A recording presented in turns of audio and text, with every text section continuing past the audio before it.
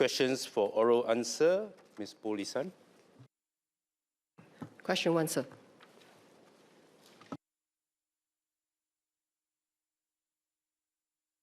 Mr. Speaker, sir, may I answer questions 1 through to 5 and written question 22 on today's order paper, please, sir? Please proceed. So the response to this question also addresses related parliamentary questions on the Beverage Container Return Scheme filed by MPs Mr. Abdul Muhaimin and Ms. Lee Hui Ying for sittings on or after the 4th of February. So I thank members for their interest in the upcoming Beverage Container Return Scheme, or BCRS, which will commence on the 1st of April this year. This scheme was debated 3 years ago during the second reading of the Resource Sustainability Amendment Bill, and members had expressed support for the scheme. Engagements and discussions with industry and the public had started even earlier. The scheme was first proposed by a Recycle Right Citizens Work Group in 2019 to increase household recycling rates and reduce contamination in the recycling bins. These intentions remain relevant today.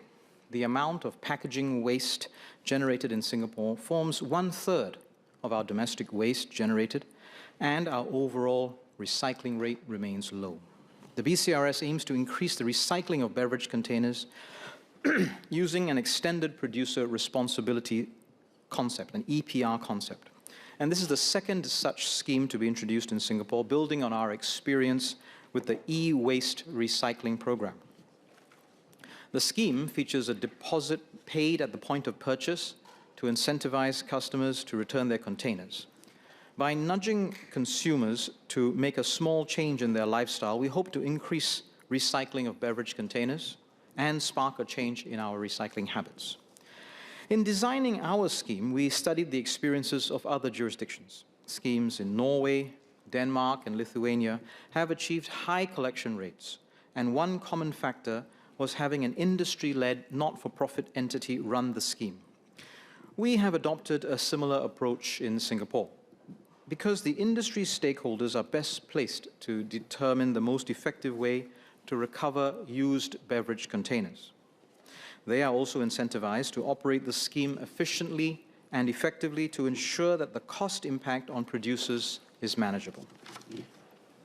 The scheme operator, BCRS Limited, was formed by the industry and is governed by a board that has both large and small producer representatives, comprising Coca-Cola Singapore Beverages, F&N Foods, Pokka, One In Industries, and Chia Kim Lee Food Industries. Licensed by NEA, they are required to report the amount of 10-cent deposits collected from the producers and refunded to the consumers in their annual report for public accountability. Several members have asked questions about the cost of the scheme and the effect on beverage prices. All regulated beverage containers supplied in Singapore will attract a 10-cent deposit, which is fully refundable. Such containers will bear a deposit mark for easy identification. Consumers will pay this 10 cents at the point of purchase and obtain their refund when they return the containers for recycling. All producers will also need to pay a producer fee of 3 to 4 cents per container to the scheme operator BCRS Limited. This fee covers the logistics to collect and recycle the containers and is comparable to fees in other jurisdictions. From our engagements with stakeholders, producers of about 80% of beverage containers can incorporate the deposit mark and barcode requirements directly onto their containers.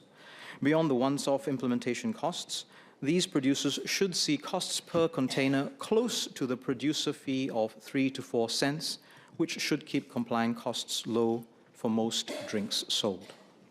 Some producers may need to, or may choose to, place a sticker on their containers instead of changing the design of the container in order to comply with the scheme. The cost of stickering will vary depending on the quantity of containers put to market and how their supply chains are organized. Some can do so for about 3 cents per container, if done at source overseas and at scale. For small quantities done locally, the cost to the producer would be higher. We appreciate that some producers may find the transition more challenging. NEA and the scheme operator, BCRS Limited, have been engaging both large and small producers regularly and providing practical support to help them come on board. Responding to feedback from producers that they needed more time to comply with the scheme requirements, we've extended the transition period from 3 months to 6 months. We've also introduced a transition grant of $2,500 to help smaller businesses. We will continue to be flexible and supportive to producers who reach out to BCRS Limited and to help address their concerns. Over time, we expect producers to work with BCRS Limited to optimize their processes and find cost-effective ways to meet their responsibility to the environment. The consumer pricing of beverages is a complex and commercial decision. Consumer demand patterns and marketing strategies will also affect the price. We have designed the scheme to be run as efficiently as possible with a low cost to producers. Any cost passed through to consumers will likely be further moderated by price competition among industry players, as consumers have a wide variety of choices. This has been the experience in some jurisdictions that have implemented this, where studies have found that the introduction of deposit return schemes did not have a significant direct impact on beverage prices or beverage sales. Members have also asked about the accessibility of our return point network. At launch in April, the public can return their empty plastic and metal beverage containers bearing the deposit mark at over 1,000 reverse vending machines, RVMs, located across Singapore to obtain a 10-cent refund. These RVMs will be located at larger supermarkets and other publicly accessible locations with high footfall, such as void decks of HDB blocks and some hawker centers. 90% of residents in HDB housing estates will live within a 5-minute walk to one of these return points. BCRS Limited will provide more details on the RVM locations in the coming weeks. We aim to double the number of return points to 2,000 RVMs within the first year of implementation. While the scheme officially starts in April, containers bearing the deposit mark will gradually enter the market during the transition period, with widespread availability expected by August and September. During this initial period, we will closely monitor return patterns and gather community feedback to determine the optimal location for these additional return points. We want to create a scheme that works for all of us. At launch, we will deploy ambassadors on the ground to guide the public on how to use the RVMs. We recognize that some seniors and vulnerable members of the community may require additional assistance to adapt to the scheme. NEA and BCRS Limited, together with our community partners, are committed to providing additional support to better address their needs. A key focus for us in the coming weeks is to work closely with all stakeholders to build understanding and support for the scheme. We will be reaching out to grassroots organizations, schools, youth groups, NGOs, and corporate partners to share how the scheme works and why it matters. Many are already champions of our sustainability initiatives, and I hope will continue to advocate for how BCRS is a very important step in our journey to look after our land, our resources, and our environment. We are also in discussions with other key stakeholders, including coffee shops and smaller retailers, to help them understand the scheme and to explain it to their consumers. This includes posters and collaterals to assist in distinguishing new beverage containers bearing the deposit mark from older or non-regulated beverages that are not subject to the deposit. The Beverage Container Return Scheme is a significant step forward in Singapore's recycling journey. It will take time for all of us to adjust. We will not get everything right from the start. We ask for feedback, suggestions, and understanding as we transit to this new way of recycling. As we gather more data, we will refine and improve the scheme. We need everyone's support to make this scheme a success. We want to thank the producers who have helped to bring the scheme to where it is today and call upon those who have yet to register for the scheme to come forward and do their part for the environment. The scheme cannot succeed without the support of our residents, and I encourage members of the House to rally their communities to participate actively and extend a helping hand to those who may need assistance in returning their containers as we all do our part for Singapore's sustainability journey. Ms. Bo.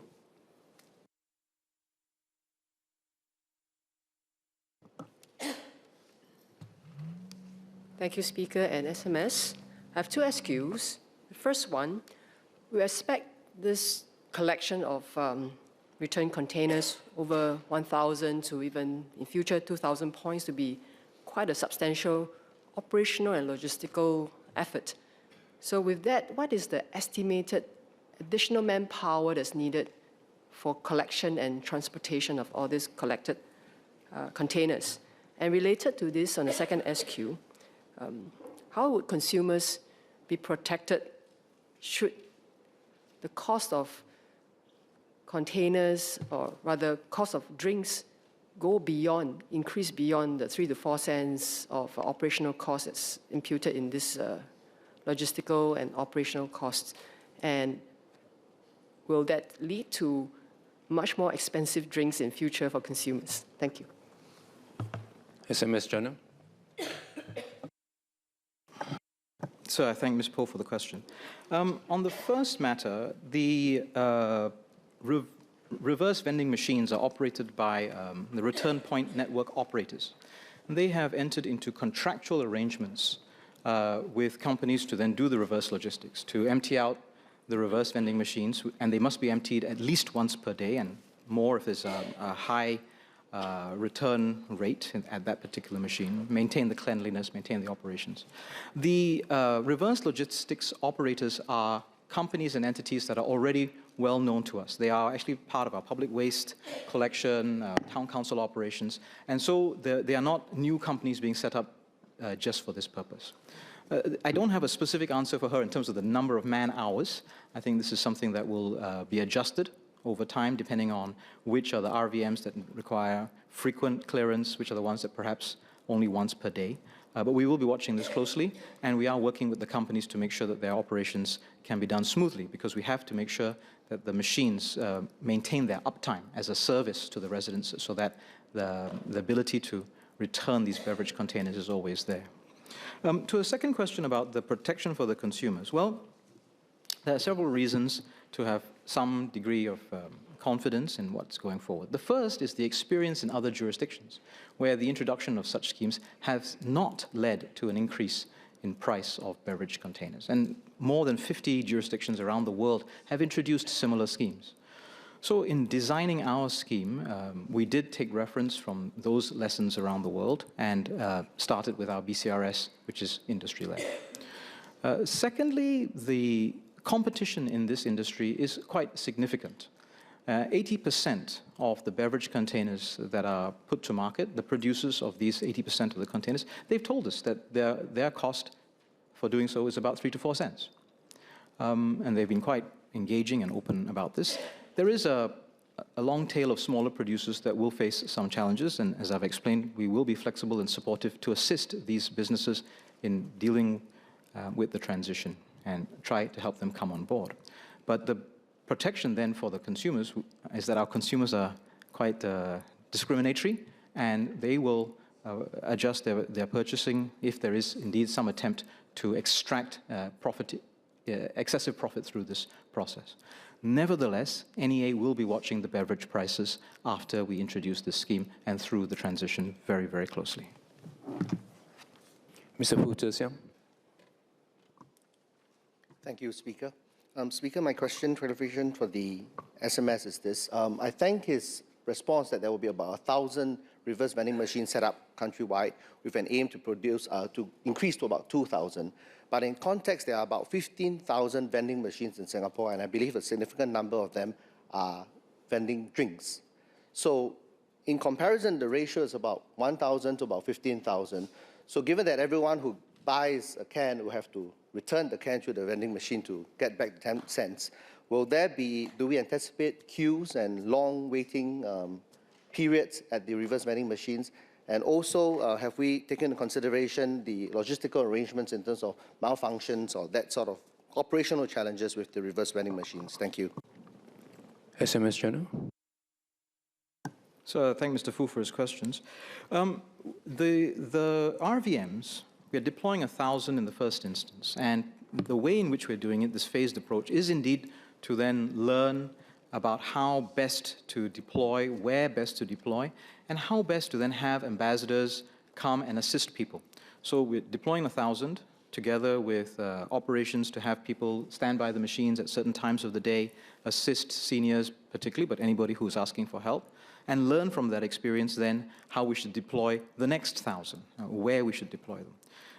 Again, we are learning from the experience from jurisdictions overseas, but we're also learning from experience that we have had here in Singapore, where we've had about 50 RVMs operate through a pilot program over 4 years. We've collected about 16 million containers through that process. And so the operators of that pilot are also part of our RPNO, are also on the board of BCRS. And so we're taking those lessons in.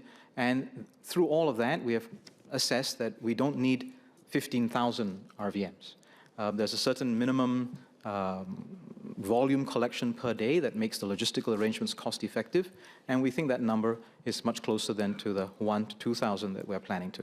Nevertheless, we are going to then look at the data very, very closely and make sure that we make the RVMs accessible to Singaporeans so that they can return their beverage containers. Malfunctions and the logistical arrangements are licensing requirements of BCRS and contractual arrangements that they have with their return point network operators and the vendors of their machines. And so there is a contractual requirement for these machines to then maintain 90% uptime. In other words, you can have only 10% of your time for cleaning, for clearing the beverage containers, for doing repairs, and then the rest of the time it needs to be available. And again, this is a metric that we'll be watching very closely, and BCRS will be watching in terms of their contractual arrangements with the return point network operators. Ms. Joan Pereira. Thanks, Speaker and SMS. I have two clarifications for SMS. First, could the Minister provide additional grants and support, including on a longer-term basis, for smaller drinks producers to help defray the cost of complying with the scheme? Second, would Minister consider waiving the requirement to have the deposit mark after the transition period, given that there should be sufficient public awareness by then and retailers no longer need to distinguish products with and without the 10 cents deposit? SMS Janil. So I thank Ms. Pereira for her two questions. We've already provided, we're currently providing a grant of $2,500. That grant is given to all registered producers, but it is sized to especially address the needs of the smaller producers. And so for a smaller producer, which we define as less than 50,000 beverage containers put to market per year, and that represents about 1/4 of the producers in our estimate. The $2,500 is, we think, more than sufficient to cover both the product registration cost as well as the producer fees for the first year, which total about $2,000. So that's the way we've sized the grant. We are prepared to exercise flexibility and look at further support, but we also have to recognize that the purpose of this scheme is to shift some of the responsibility to the producer. Today, if we purchase a beverage container, the entire responsibility for recycling that beverage container rests with the consumer. And what we do want is to then shift some of that responsibility to the producer so that they think about their supply chains, they think about the materials that are used, they think about how they commission their product and put it to market as well.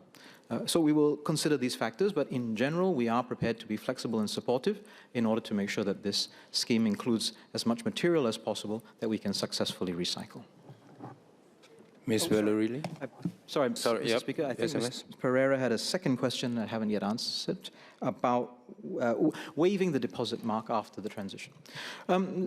It's a reasonable question. However, not all beverage containers will be covered by the scheme. And so a consumer will need to know that this beverage container that they have in their hand is eligible for the deposit. And so the deposit mark will be necessary for some time, as the scheme does not cover 100% of beverage containers, and we do want to make sure that consumers know which ones will attract the deposit and hence be eligible for use in the RVM for refunds. I would like to make the point, extending from this, however, even containers that do not have the deposit mark, we would like to encourage consumers to recycle through the existing blue bin process. Ms. Valerie. Thank you, Speaker, and thank you, SMS. I have two SQs. Whether the deposit value will be reviewed over time and what criteria will trigger such a review? And for the second SQ, it will be, what is the increase in the national recycling rate that we expect to see as a result of this scheme? Thank you. SMS Janil. So if I may clarify, Ms. Lee, the deposit value she's referring to is the total amount or the 10 cents that So whether the 10-cent deposit amount may be then subsequently reviewed. Indeed, we will review the scheme as we go along.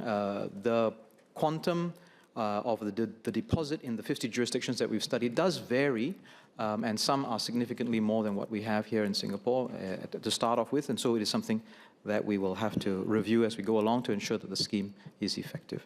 The recycling rate, we are hoping that we can get a good recycling rate of beverage containers. Some of the best schemes in the world have recycling rates in excess of 90%. Most of them that we have studied that we are trying to emulate are closer to the 70 to 80% range. And so that's the sort of recycling rate that we would be hoping to be able to achieve through this type of process. Mr. Kenneth Tiong.